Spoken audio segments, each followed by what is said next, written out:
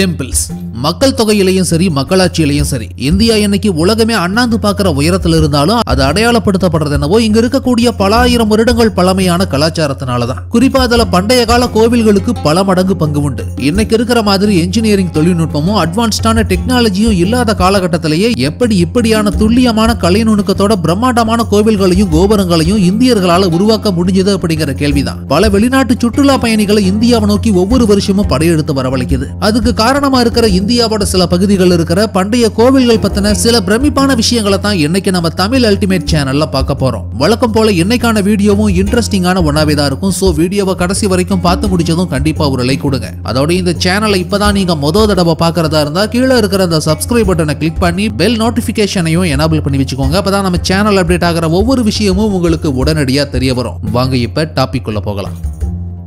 Jagannath temple, The laws of physics defied. பிரம்மாண்டமான கட்டுமானத்துக்கும் மர்மங்களுக்கும் பெயர் போன இந்தியாவோட இன்னொரு கோவில் தான் இந்த பூரி ஜெகநாதர் கோவில். ஒடிசா மாநிலத்தோட பூரிங்கிற இடத்துல கடவுள் ஜெகநாதருக்காக அர்ப்பணிக்கப்பட்ட இந்த கோவில் 12ஆம் நூற்றாண்டுல கட்டமைக்கப்பட்ட ஒண்ணு. தனித்துவமான கட்டிடக்கலையினால உருவான இந்த கோவில் அதை தாண்டி சில மர்மங்களுக்காகவும் பிரபலமானது. அதாவது இந்த கோவில் உச்சி கோபுரத்தோட குவிமாடத்துல கட்டப்பட்டிருக்கக்கூடிய கொடியை பொறுத்த வரைக்கும் அது எப்பயுமே காற்றடிக்கிற திசைக்கு எதிர் திசையில தான் பறக்கிறதா பார்த்த பலருமே குறிப்பிட்டிருக்காங்க. நேச்சுரலான ஏர் ஃப்ளோவுக்கு ஆப்போசிட் டைரக்ஷன்ல தான் எப்பவுமே அந்த கொடி பறந்துகிட்டே இருக்கு. ஏரோ டைனமிக்ஸையே எதிர்த்து வேலை செய்யக்கூடிய இதனுடைய செயல்பாட்டிற்கு காரணம் என்னவா இருக்குங்கிற விவரம் இன்னமும் மர்மமானதாவே தான் இருக்கு. இதுக்காக இதனுடைய கட்டுமானத்துல வேற ஏதாவது ரகசிய யுக்தி பயன்படுத்தப்பட்டிருக்குதான்னு தெரிய வரல. அது மட்டும் இல்ல, இந்த கோவில் கோபுர உச்சியில இருக்கிற குவிமாடத்தோட நிழல் மட்டும் எப்பயுமே கீழே விழறதே இல்ல. அதோட அது இதுவரைக்கும் யாருமே பார்த்தது இல்லைன்னு சொல்றாங்க. கோபுரத்தோட மற்ற பாகங்கள் நிழலா விழுந்தாலும் அதோட உச்சி பாகம் மட்டும் கீழே விழற நிழல்ல தெரியறதே இல்ல. இது எப்படி சாத்தியம்ங்கிற விவரமும் இன்னமும் மர்மமானதாவே தான் இருக்கு. ஒருவேளை பல நூறு வருஷங்களுக்கு முன்னாடியே லைட் மேனிபுலேஷன்ல ஏதாவது செஞ்சுதான் இந்த டெம்பிள் ஆர்கிடெக்சரையே உருவாக்கி இருப்பாங்களோன்னு பல கேள்விகளையும் இதனுடைய கட்டுமானம் உருவாக்கி இருந்தது. இந்திய கோவில் கட்டிடக்கலையை பொறுத்த வரைக்கும் இதுவரைக்கும் முழுசா புரிஞ்சுக்க முடியாத பல மர்மங்களும் அதிசயங்களும் இன்னமும் ஒளிஞ்சுக்கிட்டே தான் இருக்கு. Meenakshi temple, The Living Enigma. இந்தியாவை பொறுத்த வரைக்கும் கோவில்கள் வெறும் வழிபாட்டு தலங்கள் மட்டுமில்ல, இங்க இருக்கிற பர்டிகுலர் ஸ்டேட்டோ சிட்டியோ இல்ல டவுனோ அங்க இருக்கக்கூடிய கோவில்களால தான் அடையாளப்படுத்தப்படும். ஏன்னா ஏராளமான கோவில்களால நிறைஞ்ச இடம் தான் நாம வாழக்கூடிய இந்த பகுதிகள். குறிப்பா தமிழ்நாட்டுல நிறைய கோவில் நகரங்கள் உண்டு. கும்பகோணம், ஸ்ரீரங்கத்தில் இருக்கிற மாதிரி மதுரை மீனாட்சி கோவிலும் பிரம்மாண்டமான கட்டிடக்கலையினாலையும் சிற்பங்கள்னாலையும் உருவான ஒண்ணுதான். இந்த மதுரை மீனாட்சி கோவிலை பொறுத்த வரைக்கும் அதோட உள்ளும் புறமும் கோபுரங்களையும் சேர்த்து மொத்தம் 33,000 சிக்கலான துல்லியமான சிற்பங்களால தான் கட்டமைக்கப்பட்டிருக்கு. கோவிலோட ஒவ்வொரு அங்குலத்திலும் இருக்கிற சிற்பக்கலை உங்களை பிரமிக்க வைக்கும். சிவன் மற்றும் பார்வதியோட அவதாரங்களான சுந்தரேஸ்வரர் மற்றும் மீனாட்சி தேவிக்காக அர்ப்பணிக்கப்பட்ட இந்த கோவில் இந்தியாவில் இருக்கக்கூடிய மிகப்பெரிய கோவில்கள்ல ஒண்ணு. 14 ஏக்கருக்கு அதிகமான பரப்பளவுல கட்டப்பட்ட இந்த கோவில்ல தங்க தாமரை குளம், ஆயிரங்கால் மண்டபம்னு பல அதிசயங்கள் உண்டு. 1000-2000 வருடங்களுக்கு முன்னாடியே பாண்டியர்கள் ஆட்சி காலத்துல நிர்மாணிக்கப்பட்ட இந்த கோவிலோட இன்னொரு ஆச்சரியமான விஷயம் இதனுடைய அட்வான்ஸ்டான வாட்டர் மேனேஜ்மெண்ட் சிஸ்டம் தான். இன்னைக்கும் பிரச்சனை இல்லாம ஃபங்க்ஷன் ஆகக்கூடிய அளவுக்கு அண்டர் கிரவுண்ட்ல நிறைய நெட்வொர்க்ஸ் அண்ட் ஹிடன் சேனல்ஸ் கொண்டு உருவாக்கப்பட்டிருக்கிற ஸ்ட்ரக்சர் கோவிலுக்குள்ளார தடையில்லாம வாட்டர் ஃப்ளோ இருந்துகிட்டே இருக்கிற மாதிரியும் எந்த விதமான இயற்கை சீற்றம் வந்தாலும் பேலன்ஸ் ஆகிற மாதிரியுமே வடிவமைக்கப்பட்டிருக்கு அந்த கால பாண்டியர்களால. ஆனா இவ்வளவு துல்லிய தன்மையோட அந்த கால மனிதர்கள் எப்படி இதை டிசைன் பண்ணிருப்பாங்க, என்ன மாதிரியான மெஷர்மெண்ட்ஸ் யூஸ் பண்ணி கட்டியிருப்பாங்கன்னு நினைக்கிறப்போ நம்ப முடியாத பிரமிப்பையும் மர்மத்தையும் ஒரு சேரவே உருவாக்குது இந்த மதுரை மீனாட்சி கோவில். நம்ம தமிழ் அல்டிமேட் சேனலை ரெகுலரா ஃபாலோ பண்ற மதுரை நண்பர்கள் யாராவது இந்த வீடியோவை பார்த்துக்கிட்டு இருந்தா மீனாட்சி டெம்பிள் பத்தின மேலதிகமான தகவல்கள் ஏதாவது உங்களுக்கு தெரிஞ்சிருந்தா கண்டிப்பா அதை கமெண்ட்ஸ்ல போஸ்ட் பண்ணுங்க. Chennakesava temple, The Unmatched Precision. கர்நாடகாவில் இருக்கிற பிரபலமான கோவில்கள் ஒன்று தான் இந்த சென்னகேசவா டெம்பிள். இன்னைக்கு இருக்கிற மாடர்ன் ஸ்கல்ப்சர்ஸால கூட ரெப்ளிகேட் பண்ண முடியாத, ரீக்ரியேட் பண்ண முடியாத அளவுக்கான அதி துல்லியமான கலை சிற்பங்களை இந்த கோவில்ல பார்க்க முடியும். விஷ்ணுவுக்காக அர்ப்பணிக்கப்பட்ட இந்த கோவில் கிபி 12ஆம் நூற்றாண்டுல உருவாக்கப்பட்டது. புராண கதைகள்ல வர கதாபாத்திரங்கள், நடன மங்கையர்கள்னு சொல்லி ஒவ்வொரு கல்லால உருவான சிற்பங்களுமே ரொம்ப துல்லியமா டீடைலிங்கோட செதுக்கி உருவாக்கப்பட்டிருக்கிற காட்சிகளை இந்த கோவில்ல பல இடங்கள்லயும் பார்க்க முடியும். அதாவது இந்த சிற்பங்கள் இருக்கிற உருவத்துக்கான ஆபரணங்களையுமே கூட கல்லால செதுக்கியே தான் உருவாக்கி இருக்காங்க. அது எந்த அளவுக்கு இடைவெளி இருக்கிற மாதிரி லைட் வெளிச்சம் கூட உள்ள ஊடுருவி போகக்கூடிய அளவுக்கு துல்லியமா இருக்குன்னு நீங்களே பாருங்க. அப்படின்னா இந்த சிற்பங்களை உருவாக்கின அந்த கால சிற்பிகள் எந்த அளவுக்கு திறமசாலிகளாகவும் நுட்பம் நிறைஞ்சவங்களாகவும் இருந்திருப்பாங்கன்னு நீங்களே கற்பனை பண்ணி பாருங்க. ஆனா இதுக்காக என்ன மாதிரியான உபகரணங்களை பயன்படுத்தினாங்க, அந்த டைம்ல என்ன மாதிரியான ஸ்டோன் கட்டிங் மெத்தட்ஸ் எல்லாம் இருந்ததுங்கிற விவரம் இன்னமும் மர்மமானதாவே தான் இருக்கு. நம்ம தமிழ்நாட்டுல ஸ்ரீரங்கம், மதுரை மீனாட்சி, தஞ்சை பெரிய கோவில்னு பல அற்புதங்கள் இருந்தாலும் கர்நாடகாவில் இருக்கிற இது மாதிரியான கோவில்களும் நம்மள பிரமிக்க வைக்க தான் செய்யுது. அது மட்டுமல்ல, கடவுள் கடவுள் வழிபாடு தெய்வ நம்பிக்கையை மையமா வச்சு கர்நாடகாவில இருந்து வெளிவரக்கூடிய காந்தாரா மாதிரியான படங்களுமே கூட நம்மள ரீசன்ட் டைம்ஸ்ல மெய்சிலிர்க்க வச்சு அருமையான தியேட்டரிக்கல் எக்ஸ்பீரியன்ஸையும் கொடுத்திருந்தது. ஆனா தமிழ் தான் எங்க பேச்சு, தமிழ் தான் எங்க மூச்சுன்னு வாய்க்கிலேயே பேசுற தமிழ்நாட்டுல காந்தாரா மாதிரி கலாச்சாரத்தையும் பண்பாட்டையும் பிரதிபலிக்கிற சினிமா வருதான்னு கேட்டா இல்லங்கிறது தான் உண்மை. அதை விட்டுட்டு இப்பெல்லாம் ஒரு வீணா போனவன் கஞ்சா கடத்துறேன் வாட்சி கடத்துறேன்னு ஒரு பக்கம் மொக்கையா படம் எடுத்து சாவடிச்சா, இன்னொரு பக்கம் கம்யூனிசம் பேசுறேன் சமூக நீதி பேசுறேன்னு ஒருத்தனும் எங்களை அடக்குறாங்க ஒடுக்குறாங்க பிதுக்குறாங்கன்னு ஜாதி ஆயுதமா பயன்படுத்தி ரெண்டு கூறுகட்ட கூமுட்டைகளும் படம் எடுத்துக்கிட்டு இருக்கு. என்னைக்கு இந்த மாதிரி களிசடைகளோட கருத்து குப்பைகளை நெருப்புல வச்சு கொளுத்தி தியேட்டரை விட்டே துரத்தி புறக்கணிக்கிறோமோ அப்பதான் உண்மையான பொழுதுபோக்கு சினிமாவை நம்ம தமிழ் சினிமாவில இருந்து எதிர்பார்க்க முடியும். நான் சொல்ற அந்த 4 வீணா போன டைரக்டர்ஸ் யாருன்னு உங்களுக்கே நல்லா புரிஞ்சிருக்கும். அதோட என்னோட இந்த கருத்து பத்தின உங்களோட அபிப்பிராயம் என்னங்கிறதையும் கண்டிப்பா கமெண்ட்ஸ்ல சொல்லுங்க. உங்களோட என்ன போட்ட என்னவா இருக்குங்கிறத நானும் கொஞ்சம் தெரிஞ்சுக்கிறேன். விருப்பாக்ஷா டெம்பிள் தி ஆன்ஷியன்ட் ஆப்டிகல் இல்யூஷன். கர்நாடகாவில் இருக்கிற இந்த விருப்பாக்ஷா டெம்பிள் பத்தியும் நம்ம ஏற்கனவே ஒரு முறை பார்த்திருந்தோம். ஹம்பிங்கிற பகுதியில் சிவபெருமானுக்காக அர்ப்பணிக்கப்பட்ட ஹிந்து கோவிலான இது கிபி 7ஆம் நூற்றாண்டு வாக்கில் விஜயநகர பேரரசு ஆண்ட காலகட்டத்தில் கட்டப்பட்டது. 1300 வருடங்கள் பழமையான இந்த விருப்பாக்ஷா டெம்பிள் இன்னைக்கு பாதுகாக்கப்பட்ட யுனெஸ்கோ பாரம்பரிய தலங்கள்ல ஒன்னாவும் இருக்கு. இந்த கோவில்ல பல சிறப்பம்சங்கள் உண்டு. குறிப்பா இங்க இருக்கிற கர்த்தூன்களை தட்டினா துல்லியமான சத்தமும் இசையும் உருவாகிறத பத்தி ஏற்கனவே ஒரு வீடியோவில் பார்த்திருந்தோம்.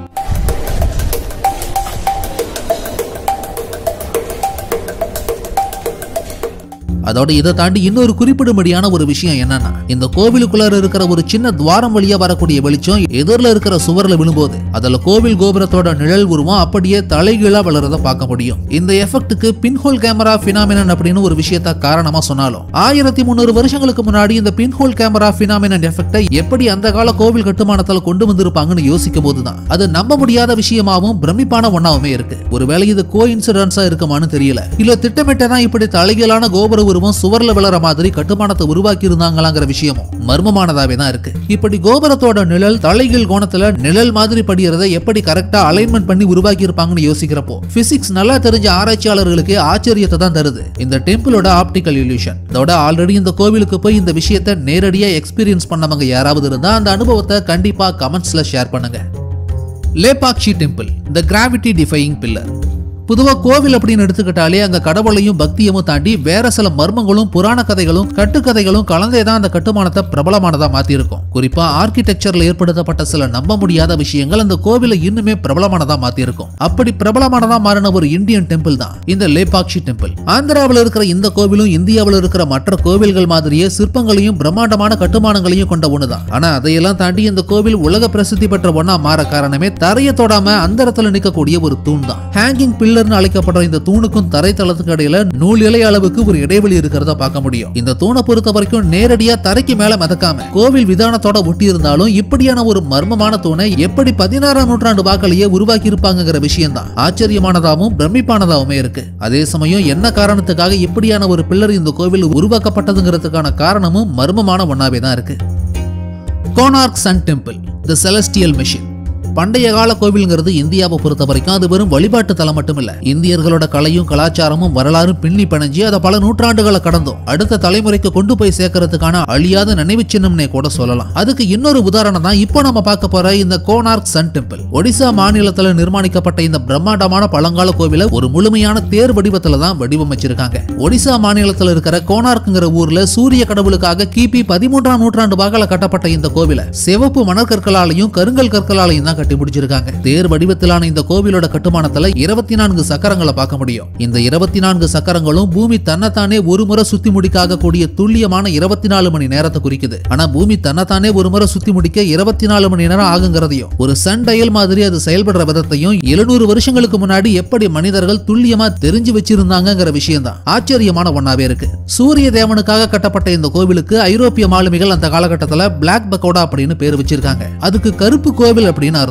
இந்த கோவில் பத்தின வரலாறுல பண்டைய குறிப்புகள்ல ஒரு விஷயம் குறிப்பிடப்பட்டிருக்கு. அதாவது இந்த கோவில் கருவறையில் இருந்த தெய்வ சிலை ஒண்ணு ஒரு அன்னோன் ஃபோர்ஸ்னால தானாவே எழுந்து அந்தரத்துல மிதந்ததாகும். இதுக்கு லெவிடேட்டிங் எஃபெக்ட் உருவாக்கக்கூடிய காந்த மாதிரியான ஒரு விஷயம் கோபுரத்தோட உட்புற குவிமாடத்துல அமைக்கப்பட்டிருக்குன்னு சொல்லப்பட்டிருக்கு. இந்த தகவல்ல எந்த அளவுக்கு உண்மைத்தன்மை இருக்குன்னு தெரியல. அப்படிப்பட்ட அந்த சிலை சில நூறு வருஷங்களுக்கு முன்னாடி மாயமா மறைஞ்சு போனதுன்னு குறிப்பிட்டதுண்டு. அதோட நிறைய சுற்றுலா பயணிகளை இந்த கோனார்க் சூரிய கோவில் இருக்க இன்னொரு காரணம் என்னன்னா அது எங்க நிறைய அளவுல செதுக்கி உருவாக்கப்பட்ட பாலியல் விளையாட்டுகள் சித்தரிக்கக்கூடிய சிற்பங்கள் தான். அதுக்காகவும் இந்தியாவோட புகழ்பெற்ற பண்டைய கோவில் கட்டுமானங்கள்ல ஒன்னாவும் மாறி இருக்கு இந்த கோனார்க் சன் டெம்பிள்.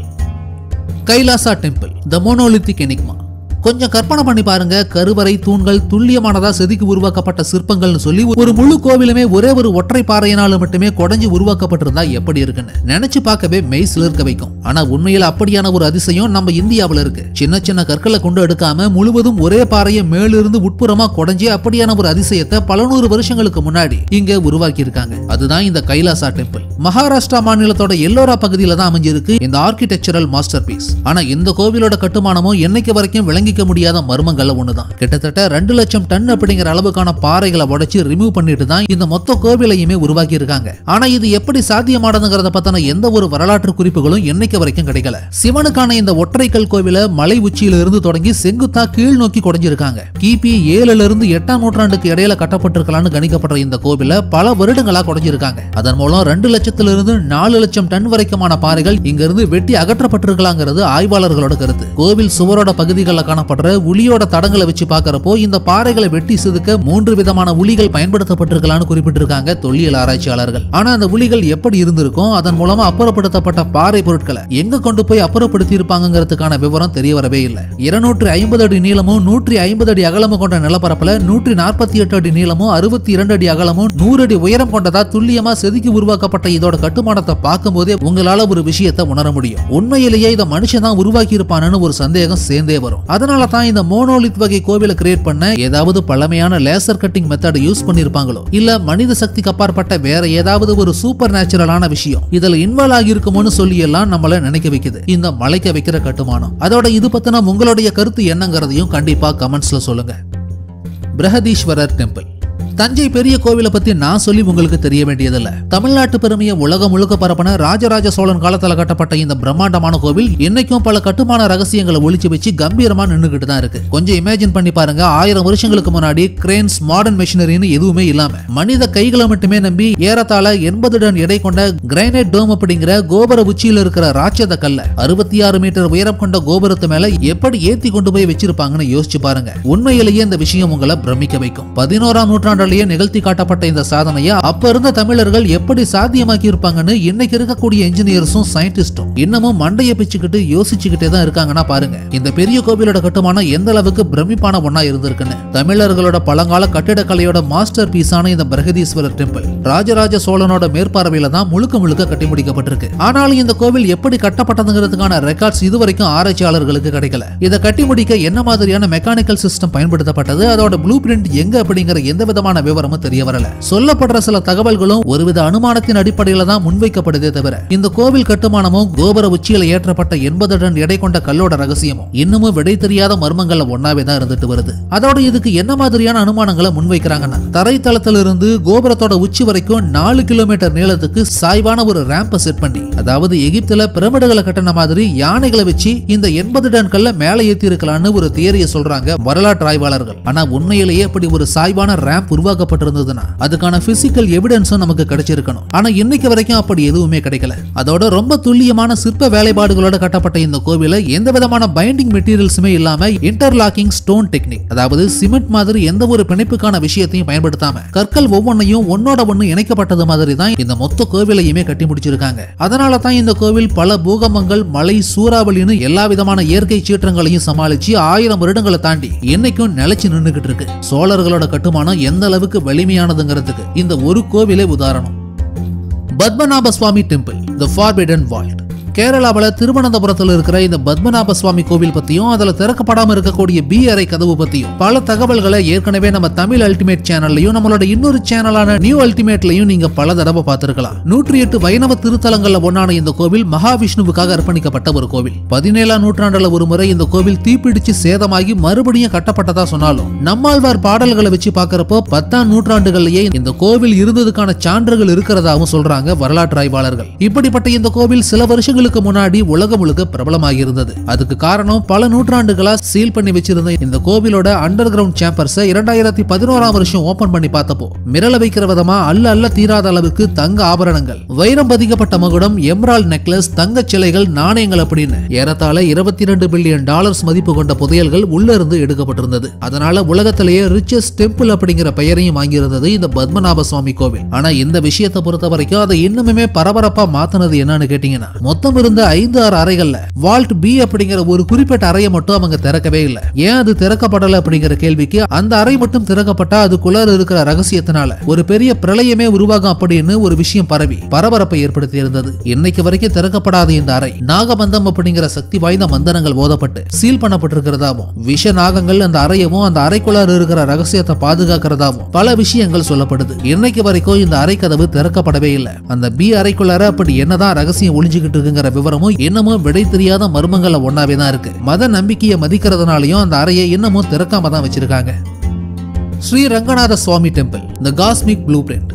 திருச்சி ஸ்ரீரங்கத்தில் அமைஞ்சிருக்கிற ஸ்ரீ ரங்கநாத சுவாமி கோவில் தான் இந்த உலகத்திலேயே மிக உயரமான கோபுரத்தோட ஃபங்க்ஷன் ஆகிட்டு இருக்கிற இந்து மத வழிபாட்டு தலம். இந்த கோவிலோட கட்டுமானத்தை பொறுத்த வரைக்கும் சரியான ஜியோமெட்ரிக் அலைன்மெண்ட்ல காஸ்மிக் பேட்டர்ன்ஸோட தான் கட்டமைச்சிருக்காங்க. 108 வைணவ திருத்தலங்கள்ல முதன்மையானதான இந்த கோவில் 17ஆம் நூற்றாண்டுல உருவானதா சொல்லப்படுது. இந்த கோவிலோட ராஜகோபுரம் மட்டுமே 236 அடி உயரம் கொண்டதான யோசிச்சு பாருங்க இது எந்த அளவுக்கு பெரியதா இருக்குன்னு. Thanjavur palace temple, the sound of the ancients. இப்போ நீங்க பாக்குறது தான் தமிழ்நாட்டில் இருக்கிற தஞ்சாவூர் பேலஸ். நாயக்கர்கள் காலத்துல கட்டப்பட்ட இது 400 வருடங்களுக்கும் பழமையானது. கோவில் கோபுரம் மாதிரியான இதோட வெளிப்புற அமைப்பும் சரி, சுவரோவியங்களோடையும் சித்திர வேலைப்பாடுகளோடையும் அமைஞ்ச உட்புற கட்டுமானமும் சரி உத்து கவனிக்க வைக்கிற அளவுக்கு பிரமிப்பான அனுபவத்தை தரக்கூடிய ஒன்னாவே தான் இருக்கும். இதையெல்லாம் தாண்டி இந்த தஞ்சாவூர் அரண்மனையோட தனித்தன்மையா குறிப்பிடப்படுற விஷயம் என்னன்னா, அது இங்க உருவாகிற ஒலிகளை பொறுத்த வரைக்கும் அது ஒரே சீரான அலைவரிசையில எதிரொலிக்கிற விதம் தான். கை தட்டுறதுனால உருவாகிற சின்ன சப்தம் கூட இங்க துல்லியமானதாகவும் பல தடவைக்கும் மேல எதிரொலிக்கக்கூடிய விதமாகவும் இருக்குன்னு சொல்றாங்க. அந்த அளவுக்கு துல்லியமான ஒன்னாவே திட்டமிட்டு வடிவமைக்கப்பட்டிருக்கு இந்த தஞ்சாவூர் அரண்மனை. இதுக்காக ஸ்பெஷலான கற்களை கொண்டே சிலைகளை செதுக்கி இந்த மொத்த அரண்மனையவும் கட்டமைக்கவும் செஞ்சிருக்காங்க. ஆல்ரெடி இந்த அரண்மனையை விசிட் பண்ணி பார்த்தவங்க யாராவது இருந்தா கண்டிப்பா உங்களோட அனுபவங்களை கமெண்ட்ஸ்ல ஷேர் பண்ணுங்க. Modhera sun temple, the cosmic precision.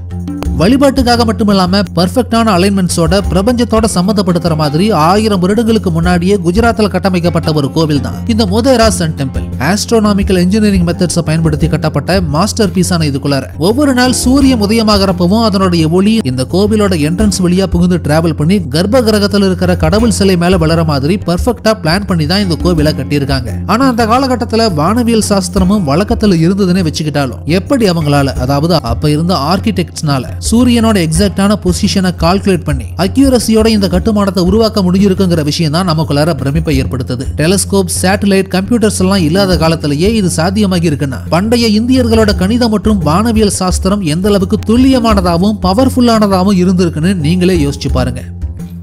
Rani Ki wow, the underground temple that breathes.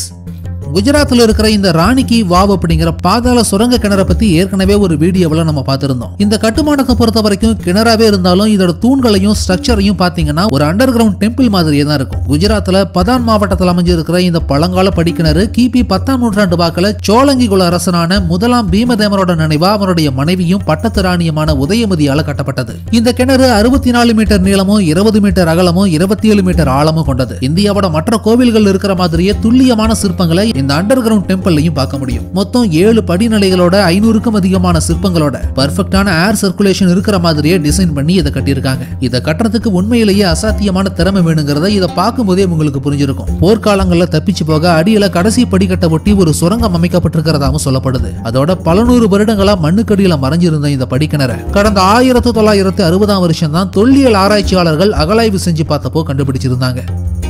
Lingaraj temple, the temple that defies time. இந்திய மாநிலமான ஒடிசாவில் அதோட தலைநகரமான புவனேஸ்வர்ல சிவனுக்காக கட்டப்பட்ட ஒரு கோவில் தான் இந்த லிங்கராஜர் கோவில். இந்தியாவோட கோவில் நகரம்னு அழைக்கப்படுற புவனேஸ்வர்ல இருக்கக்கூடிய மிக பழமையான கோவில்கள்ல குறிப்பிடும்படியான ஒண்ணுதான் இந்த லிங்கராஜ் டெம்பிள். 1000 ஆண்டுகள் பழமையானதுன்னு கிபி 11ஆம் நூற்றாண்டுல கட்டப்பட்டதுன்னு குறிப்பிட்டாலும் உண்மையில இந்த கோவிலோட பகுதிகள் கிபி 6ஆம் நூற்றாண்டுகள்லயே இருந்ததா சொல்லி சில சான்றுகள் சமஸ்கிருத நூல்கள் இருக்கிறதாவும் சொல்லப்படுது. இந்த லிங்கராஜர் கோவில் கட்டப்பட்ட காலத்துல தான் விஷ்ணுவோட இன்னொரு வடிவமான ஜெகநாதர் வழிபாடும் ஒடிய பகுதிகளில் வளர்ச்சி அடைஞ்சிருக்கு. இந்த லிங்கராஜர் கோவில் ஸ்ட்ரக்சரை பொறுத்த வரைக்கும் எந்த விதமான பைண்டிங் மெட்டீரியல்ஸும் இல்லாம இந்த கோவிலோட கட்டுமானத்தில் இருக்கிற ஒவ்வொரு கல்லுமே இன்டர்லாக்கிங் மெத்தட்ல ஒண்ணுக்கு ஒண்ணு பிணைக்கப்பட்டு தான் உருவாக்கப்பட்டிருக்கு. அதாவது இதுல மோட்டார், சிமெண்ட் மாதிரி எந்த ஒரு மெட்டீரியலும் பிணைப்புக்காக பயன்படுத்தப்படவே இல்லை. மழை, வெள்ளம், புயல் மாதிரி எல்லாத்தையுமே தாண்டி இன்னைக்கும் இந்த கோவில் கட்டுமானம் நிலைச்சிருக்க இந்த இன்டர்லாக்கிங் சிஸ்டம் தான் காரணமாகவும் இருந்திருக்குன்னு சொல்றாங்க இன்னைக்கு இருக்கக்கூடிய மாடர்ன் இன்ஜினியர்ஸ். ஆனா இதை 1000 வருடங்களுக்கு முன்னாடி எப்படி யோசிச்சிருப்பாங்க, இதுக்கு என்ன மாதிரியான மேத்தமெட்டிக்கல் பிரின்சிபல்ஸை ஃபாலோ பண்ணிருப்பாங்கன்னு நினைக்கிற பாக்குறப்பவே பிரமிப்பான ஒண்ணா தான் இருக்கு. அதனால தான் ஆராய்ச்சியாளர்களை பொறுத்த வரைக்கும் இதுல ஏதாவது ஹிடன் ஜியோமெட்ரிக்கல் ஃபார்முலாஸ் பயன்படுத்தப்பட்டிருக்கலாம்னு நம்புறாங்க. ஆனாலும் இதனுடைய கட்டுமானம் பத்தின ரகசியங்கிறது இன்னும் முழுசா விளங்கிக்க முடியாத மர்மங்கள்ல ஒன்னாவே தான் இருக்கு. Sure temple, the gateway to a lost civilization. இந்திய கோவில் கட்டிடக்கலைக்கு எடுத்துக்காட்டா விளங்கக்கூடிய இன்னொரு அற்புதம் தான் தமிழ்நாட்டில் இருக்கிற இந்த ஷோர் டெம்பிள். கடற்கரை கோவில் அழைக்கப்படுற இது மகாபலிபுரத்துல வங்காள விரிகுடா கடற்கரையை ஒட்டி அமைஞ்சிருக்கிற ஒரு பழங்கால பாறை கட்டமைப்பு கோவில். பல்லவ மன்னன் ராஜசிம்மனால கிபி 8ஆம் நூற்றாண்டுல கட்டப்பட்ட இது சிவன் மற்றும் விஷ்ணுவுக்குன்னு சொல்லி 2 கடவுள்களுக்காகவும் அர்ப்பணிக்கப்பட்ட ஒரு கோவில். அதோட புராண கதை மற்றும் ஆராய்ச்சியிலையும் என்ன சொல்றாங்கன்னா 7 கோவில்களை கொண்ட ஒரு அமைப்பா தான் இதை முதல்ல உருவாக்கி இருக்காங்க. ஆனா காலப்போக்கில் இயற்கை சீற்றங்கள்னால 6 கோவில்கள் தண்ணிக்கடியில மூழ்கிட்டதுனால இன்னைக்கு ஒரே ஒரு கோவில் மட்டும் மிஞ்சி இருக்கிறதாவும் சொல்றாங்க. 2004ஆம் வருஷம் கடற்கரையில சுனாமி தாக்குதலுக்கு அப்புறமா கோவிலை ஒட்டி கடலுக்கடியில மூழ்கி இருந்த அதனுடைய மூழ்கி போன மற்ற பாகங்களை அடையாளம் கண்டுபிடிச்சிருந்தாங்க தொல்லியல் ஆராய்ச்சியாளர்கள். ஃபைனலி இந்த வீடியோ உங்களுக்கு பிடிச்சிருந்ததுன்னா லைக் பண்ணுங்க, கமெண்ட் பண்ணுங்க, ஷேர் பண்ணுங்க. அதோட இந்த வீடியோ உங்களுக்கு இன்ட்ரெஸ்டிங்கான ஒன்னாவும் இன்ஃபர்மேட்டிவான ஒன்னாவும் இருந்ததுன்னு நினைச்சீங்கன்னா கண்டிப்பா நம்ம தமிழ் அல்டிமேட் சேனலை சப்ஸ்கிரைப் பண்ணுங்க.